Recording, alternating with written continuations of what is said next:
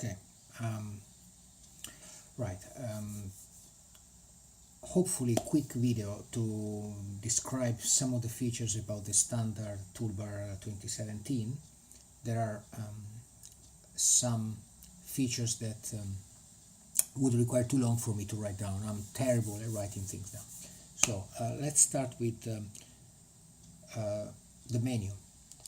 If you go to extensions, you'll find JHS Standard, and you will find the toolbar icons, where you can decide which icons to have on the toolbar or not. You also have the context menu items. By default, these are all off, and the reason is that that there's about 88 items, and of course having 88 items on the context menu would just saturate it, and so they're all off by default, and then you can choose a few that you might want to have on. For example, you might miss having copy, cut, copy, paste, or a couple of others here. So we have the items for the toolbar, the items for the context menu, then we have the global options. We'll go through some of these items as we look through the plugins. We then have all the commands listed there, and then we have the further options for our various items. We'll come to those. The last four are just to be able to set all of the icons on or all of the icons off, in case you need. Right, so the first icon is the toolbar size icon, so switching the icons between small and large. Then we have the new file. Okay, fine. Open file. Okay, this is the open recent file. So what this means is the last recent file, which would be the first on this list, would be recalled. So if you click on this button, it calls up that file instantly. Very handy for me. You understand that this is pretty much a personal view on what I think should be the essential toolbar and all that kind of stuff. Hopefully it's going to be useful for you too. One interesting thing about this is that if you create a new file and you save the new file, clicking on this button would revert the present file to the last saved version. So it pretty much corresponds to the revert command here. It can be useful again. Then we have the save, classic save. I call it save over, and you will notice that it has the ops for options under brackets. And what this means is that we'll be usually accompanied by some options here.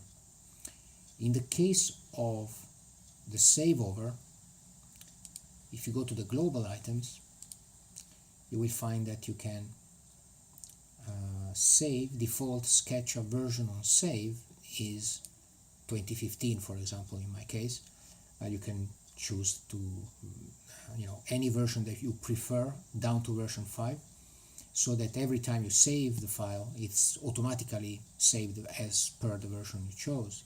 In my case, I always like to work on files that are compatible to 2015, and so that's pretty easy for me. I just click in and saves. Here we have a kind of a double action. If you can see opts, so if I go back to the global options here, that is controlled by this. So that yellow floppy disk will either act as a straight use save as template, which basically means file save as template, or you can have quick copy automatic or quick copy append. Let me show you what this means. If I'm working on a file, then I go ahead and save it. So we call it stage, save for example, whatever. And at some point I want to make some changes and I'd like to have a copy for it. So I'm going to click on this, and you can see it's asking me to append a name, so I call it 00. Hit enter. And of course, if I go to the desktop where I save these two files, you see stage and you see stage 00. So very handy, because you can assign a keyboard shortcut, hit it and say latest latest rubbish, and of course automatically, very fast, I have that file with the annotation there. If you want to have it as automatic mode, you will just do version 1, version 2, version 3. Then we have this.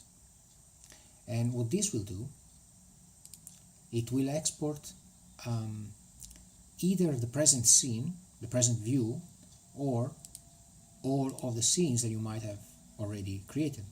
Or very handy if you want to export, say, 16 scenes, and in one operation you can export all of those as images. You control the resolution here. So this is the highest resolution that I was able to get, because SketchUp says it's 16,000, but in my trials 9999 was the highest I could get. 3 type files, file types, and JPEG. PNG and TIFF obviously can have alpha channel on, so you can choose to have transparent background there, and various other items. You can work easily those. One more thing, if you go to extensions and you go down to image export in options here, you can set the defaults that will always present you when you choose that particular command. Moving on, we have add scene. Now, why is this particular or deserving of mention is because when you use it this way, it does not ask you for the warning, do you want to save it as a new style or update? No, this will always save it as a new style. So if I now change anything to it, whatever, go monochrome or something, if I add a new scene, it's simply added S1, S2, S3, and obviously you can see the style is saved. And of course we can delete the scenes, there we go. And then we have this icon here, and what this will do, this icon here will create orthographic views for a selection that you might have. So suppose that you have this sofa here group. If you are to click this icon, asking you, so I say okay, sofa, these are going to be, as you can see, orthographic views of the sofa. Notice the isometric sofa, and obviously the plan, top, but also you've noticed that the rest of the model was isolated, was hidden, and therefore it also creates this tab here where you can say, you can click and unhide all of the objects. So now, for example, suppose I go back to here and I have no selection whatsoever, then the orthographic views are of the whole model. So if I now click again, I say model, obviously you can see here the front side views and the plan view. And then of course we have the sofas one. And we can have then the unhide in case. If you go to the extension and you go to the options, you will find delete ortho scenes, and of course you can see I can delete, say I don't want to see the sofa ones anymore, don't need them, and off they go. And in this case I'm going to delete the other one as well. So this one is left, so this is for you to manually delete if you don't like it, and just because of course it's handy to have a unhide all tab. So I'm going to delete it simply like this. Okay, we've got this one is the align view to face. So you would click on a face, right click and align view, and basically that icon does exactly the same thing. So I click on it, click on the icon, and now the view is aligned to that face frontally. And next we have a isometric view. This is the standard view from SketchUp. But you'll notice that the other views icons have yellow shading, and that is to differentiate those from the normal views that SketchUp comes with. Okay, what am I talking about? Extensions, global options. Here you can choose whether to use the standard views from SketchUp, native ones. This means you're not using uni views. This is what I decided to call these yellow ones. So what's so special about the yellow ones? Well, they don't care about they care about the axis.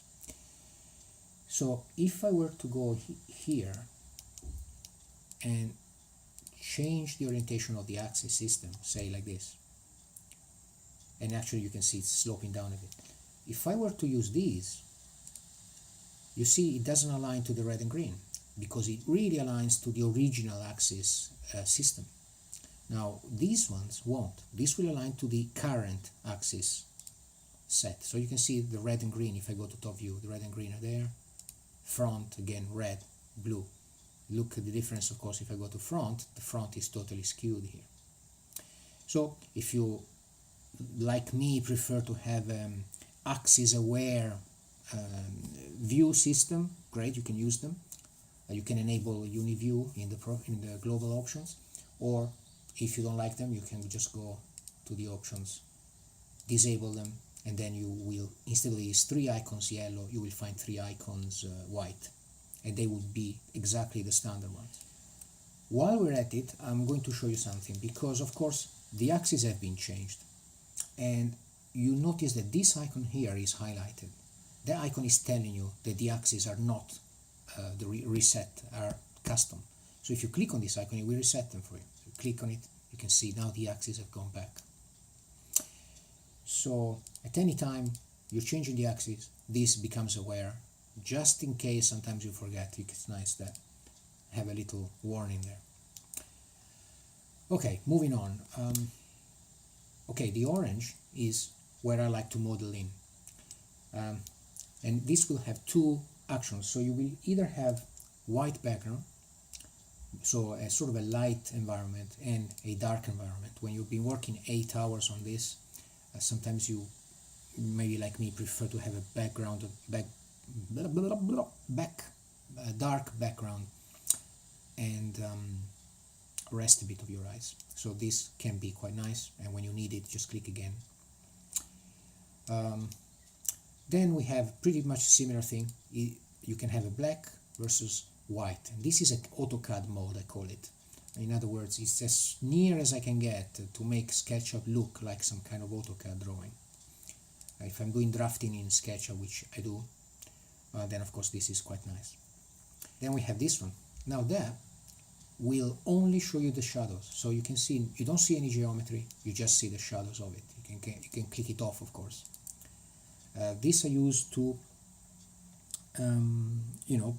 just export the shadows, put them in Photoshop, and do some extra artistic things. So it's just nice to have the shadows totally separate from the rest. And then we have this one.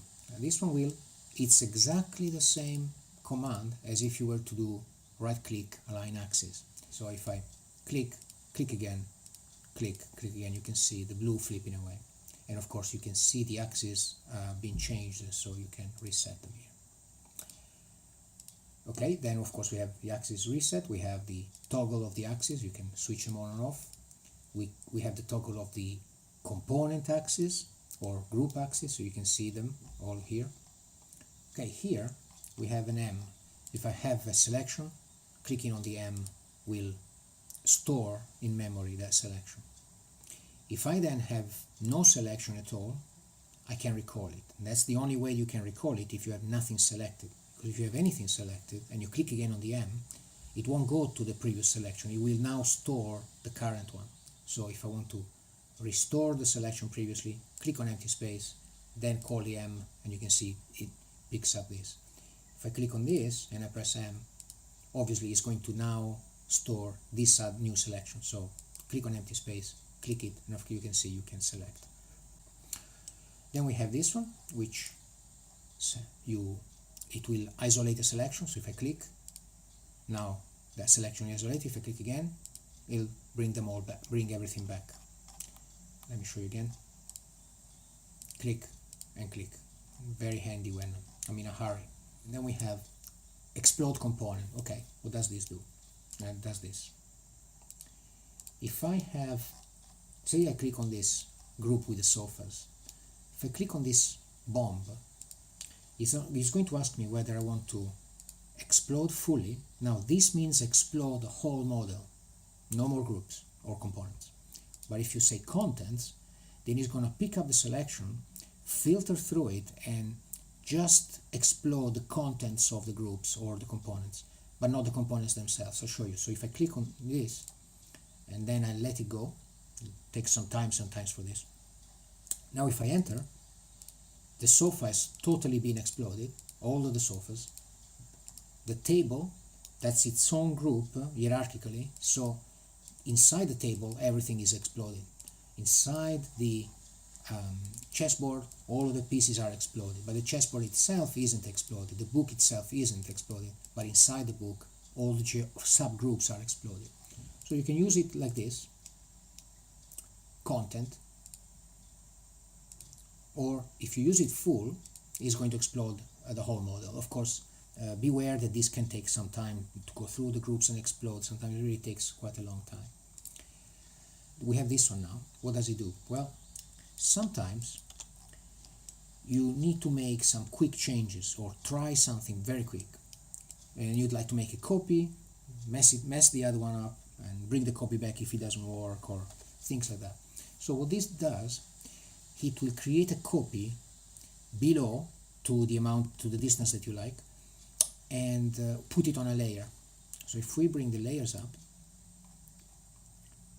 and now I'm going to click this, it's asking me, well, how far do you want to put it? I say minus 6,000, hit enter, and what you see is the original, and then here, if I enable the layer, you'll see the one copy below 6,000 units, whatever units you're using.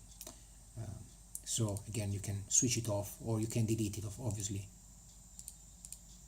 Very nice for me, again, this is all personalized thing, to have that option to make a quick copy. So this is it, and then we have this one, which is I remember I saw this plugin from Jim Foltz, I think, where you, whichever level you are in a component, this icon will get you out totally back to the model area. Very, very cool. What this icon does, if I click on this, you can see the handles, but if this icon is on, the handles change to just the central one, which are the ones that I use most. Now, if you look in the global options, there's the default scale handle, so you can choose to have the constraint. Constraint means that, you see, you get corners and center ones, but you don't get the sort of free form ones. So you can choose your preferred way. Okay, super cleaner. What is this super cleaner? Super cleaner is like thumb cleanup, pretty much, although that is really amazing plugin. This is kind of a much more brute force, simple, dangerous to use plugin, but I kind of like it, and it works like this. If I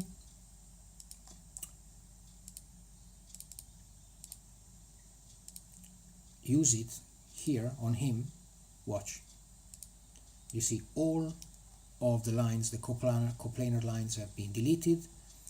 All the materials have also been deleted. That's dangerous. That's not as safe as cleanup, but it's a very fast and merciless kind of way of sort of making those operations.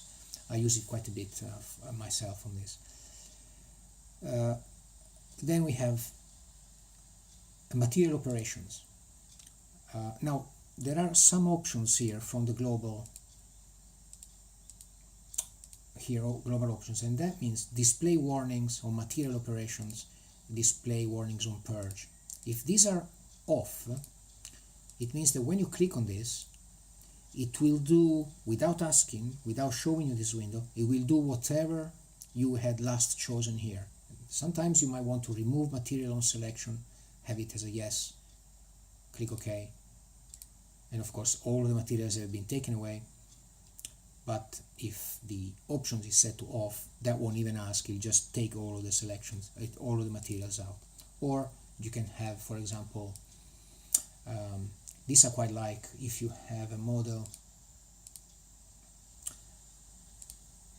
and you want to whitewash it, for want of a better word, what this would mean is, oh, of course, it's saying please choose only one item. I cannot choose more than one, so make sure that only one item is set to yes. Then it goes through it, and now everything is white, apart from transparent materials in which some kind of bluish shade is given.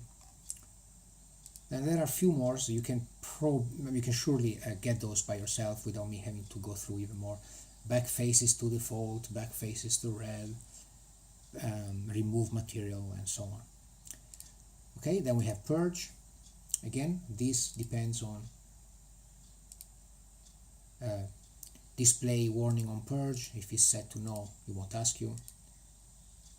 And now, of course, it's going to ask me what I want to purge. Last one here is display Ruby console. And finally, we come to the one really I meant, the one I meant to do the video for. So here we go. The super keys are an external small program that will take 3 keyboard shortcuts and assign them to zoom in, zoom out, and orbit. Now, if you go to extension, standard, and super keys, set super keys, you can set your own preferred keys. Some keys I found that are a little bit jittery, and so you have to find out. For example, page up and page down on my computer seem to be a little bit less smooth than X and Z. So find out for yourself, but in my case, those are my default. In my keyboard, I have the backslash near the shift key. So if I sign the orbit, I can press it, and next to it I can press the shift, and I'm panning at the same time. Now, let me show you. So I'm pressing the backslash, and I'm orbiting. But if I press the shift, I'm panning, let it go, I'm orbiting. Then a Z and X, X and Z. So I'm zooming, orbiting, panning, zooming out, zooming in with the keys, and not scrolling the wheel. Or after 15 years of scrolling the wheel, my finger is totally gone, so you can see why I have this. And some of you might like it too if you have a laptop without the mouse or whatever. Pretty handy to have. Problem is, they take 3 keys of your keyboard off your, maybe you have assigned X to X-ray, so you can assign them in the options there if you like. And I think that's pretty much it. I hope I've covered enough. Please, if you find bugs, let me know. Although I've been spending so much time on this last few weeks, that last thing I want to do is look at the computer screen. But let me know, and I'll fix what I can fix, or we can ask for help from the super master Jedis that live in Sketch Education. Anyway, I hope you have a great time, great Christmas, peaceful season, and bye for now.